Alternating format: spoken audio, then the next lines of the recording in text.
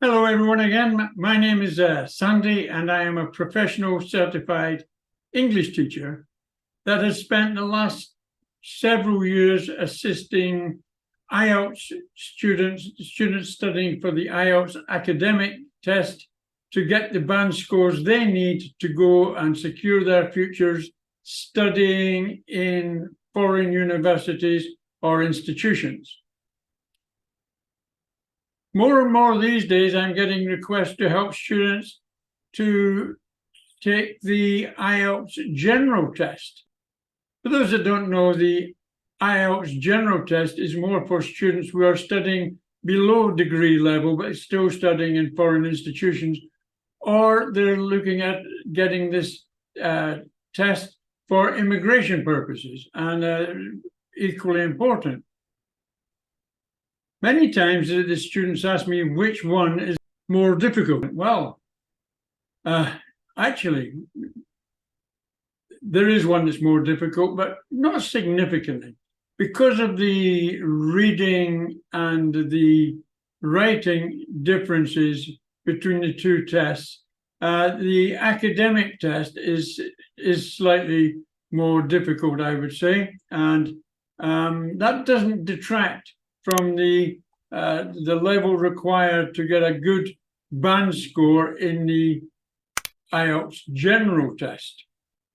So I'm now starting a series of videos to help people along with the General test. And today we're going to be looking at the IELTS Writing Task 1, and we're going to be addressing preparing a formal letter in response to a task in the Task 1 aspect. So if you're interested in that, stay with me and let's get on with it.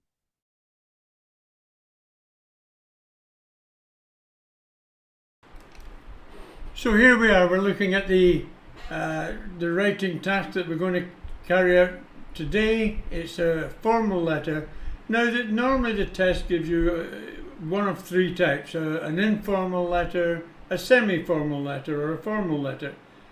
To be truthful, answering them, there's not a lot of difference between them, and it's very easy to understand the differences on how to approach each. So we're going to do the formal letter today, and this one is asking us to: you have returned from completing a training course for your company. Unfortunately, you have lost a certificate you received on completion.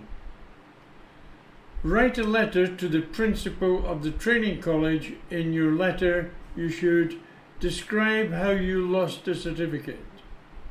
Tell him or her why the certificate is important to you, and explain to them what you would like him or her to do.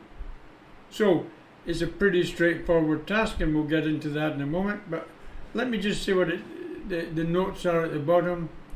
Write at least 150 words. Yes, of course. Don't write less than 150 words or you will be penalized.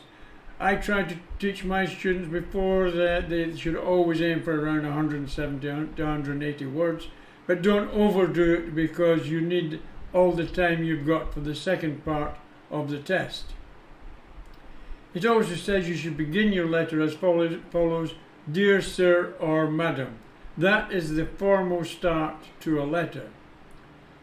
Now, I'd also like to briefly explain what you should be thinking about here. Actually, what makes this very, very simple is it tells you exactly what to do. Use each of these three bullet points and stick to them. Describe how you lost the certificate. Tell him or her why the certificate is important to you. That's the next thing you must do. And explain what you would like him or her to do. That's the three bullet points that you must address in your answer. You do that, you get your introduction right, you get your exit right, then you've got no problems with this particular test. Now let's go into it a bit further. Now let me give you some guidance on how we're going to formulate our letter in response to this exercise. So the very first thing we're going to need to do is open the letter, and as it says, it's a formal letter, so we want to use dear sir or madam. If it wasn't so formal, we might have used, if we knew the person's name that we wanted to write to, we could say dear Mrs. Smith or dear Mr. Brown, etc. That's not quite so formal, a bit more informal. Or if you're writing to a friend, of course, it can be anything. Hi Ian, hi Sarah, dear Ian. That's the variations in the opening statement. But in this case, we're talking about a formal response. So it's dear sir or madam. And then we've got to give a brief introduction of why we're writing a letter. And we're writing the letter because in this particular instance, we've lost a certificate. So the introduction, the reason for your letter, and that's because we've lost a certificate here. And then we go on to the bullet points. The bullet point A asked us to say how the certificate was lost. The bullet point B, why the certificate is important to you. And bullet point C, what action you want them to take to assist. And then we've got to close it, of course, and that would be, if it's a formal letter, it's best to finish with something like yours faithfully, or some people prefer yours sincerely. Yours faithfully is probably the safest way to finish in most cases, but you can use yours sincerely as well.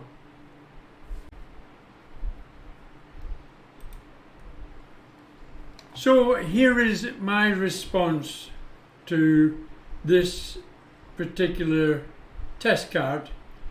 Let me read it to you. Dear Sir or Madam, I recently completed a training course at your esteemed institution and received a certificate upon completion. However, I regret to inform you that I have lost a certificate due to unforeseen circumstances.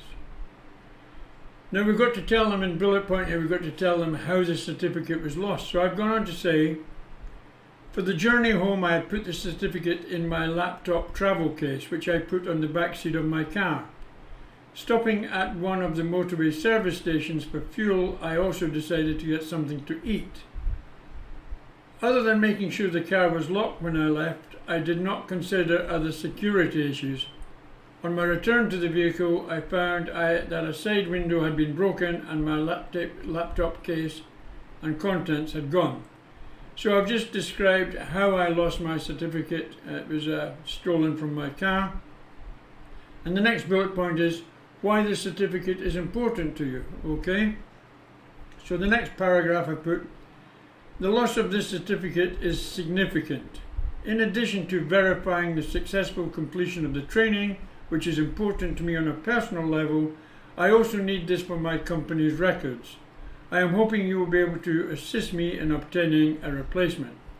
So I've just told them why the certificate was important to me, and I've also let a little bit of a lead in on what I'm hoping that they will be able to help me with.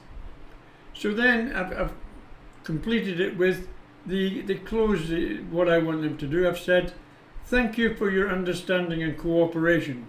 I eagerly await your guidance on the next step to take in order to obtain a new certificate, and I finish this with yours faithfully.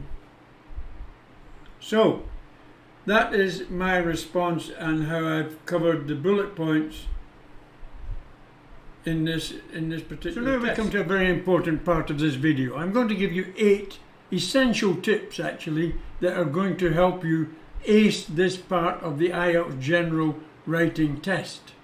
The first one is use familiar and relevant vocabulary that you know how to use and you are sure that you're going to be putting it into context. Many students try to use more complex vocabulary than they really understand, and quite often they get it out of context and it creates problems for them and it detracts from their overall performance. Spelling and punctuation, very, very important. When you finish, double check your spelling and make sure that your punctuation is correct.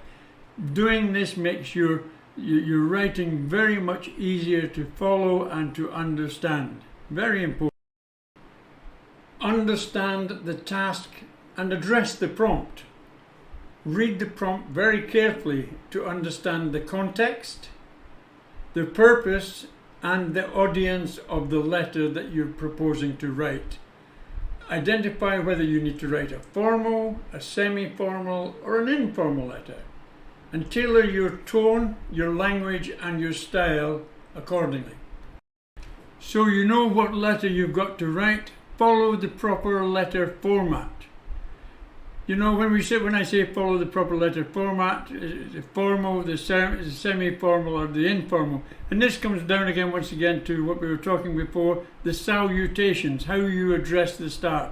Dear Sir or Madam, or Dear Mr. or Mrs. name, or the informal way that you would write to a friend, same as you would write maybe an SMS or another form of social communication. Use the correct salutations, etc., and make sure you close your letter the same way. You know, if it's a formal or even maybe a semi-formal letter, then I would suggest closing it with your yours faithfully or yours sincerely, whichever of those two, because they're both sort of formal endings. But of course, if you're doing an ending in an informal letter, hope to see you soon, blah, blah, blah, you can use whatever ending you wish in an informal letter. Organize your ideas. Plan your letter before you start writing. Outline the main points you want to address in each paragraph, as you saw me do. Typically, a letter has an introduction, a main body with 2 or 3 paragraphs, and a conclusion, as I've showed you. Maintain a logical flow of information through your letter. Use appropriate language and tone. Tailor your language and tone based on the type of letter you're writing. Yes, we've already said that. Formal letters do require more sophisticated language and polite expressions. We don't spend a lot of time talking niceties when we're doing formal letters. We get down to the business in hand and we talk about what the letter is about without padding it out with niceties. And informal letters, of course, to friends, etc., they can be much more padded out and talking about in a different way altogether. Meet the word count requirements. Very, very important. Now remember that you've only got 20 minutes maximum that you should spend on this particular exercise. Some people spend more than that, you know, and it's a bit crazy because this gets only 1/3 of the marks, and your task 2 gets 2/3 of the marks. So you don't want to be spending too much time over the 20 minutes doing this when your second task is actually more important to you. So get in here, make sure you write at least 150 words. I tell people normally to try and aim for around 170 words, which you should be able to do easily in the 20 minutes, even after the planning, etc. Practice, practice, practice. It goes without saying, you know, this is not a difficult part of the test. No, it's not. But it is time critical. And what I mean by time critical, as I just described, you've got 20 minutes. And you'd like to actually, if you can, save a couple of minutes from this 20 minutes to attach to the task 2. If you can do this in 17 or 18 minutes, hey, you're on a bonus already. So the best way to be able to do that is to practice, practice, practice. I will be making a series of videos on how to do these particular letters, the informal and the semi-formal. So if you really want to practice this, then I suggest you maybe subscribe to my channel and ring the bell, and you will be notified as these exercises come up. So there we are. That's the essential tips for the IELTS writing task 1 in the general. Well, folks, that's the end of that video. I'd just like to add a few comments here before I depart. You know, a lot of people worry about the writing aspect, as they worry about all aspects, I suppose. But writing is not difficult. The key to good writing is good punctuation, actually. And if you get your punctuation right, you'll follow it very easily, and everybody will be able to read and understand you very, very clearly. And that's number one importance. If you want to know more about these aspects, then please subscribe and follow me, because I'm going to be doing more videos in the very near future on the informal and the semi-formal type letters as well. And then I will also be moving on to the second task, the essay, and I'll be giving you tips for this as well. Now, although I've said that this is for the general, IELTS General, this type of exercise and instructional video is good for whatever sort of English you're learning. We're just talking about the basics, giving you confidence in how to do it and how to use it. So whether you're writing IELTS Academic, or you're writing IELTS General, or you're just practicing your English and you're just trying to get up to a SAT level, or whatever you're trying to do for English, these videos will help you a lot, I can promise you. So if you know people that are struggling, recommend them also. All I've got left to say now is thank you for watching, and I'll see you in my next video. Bye for now.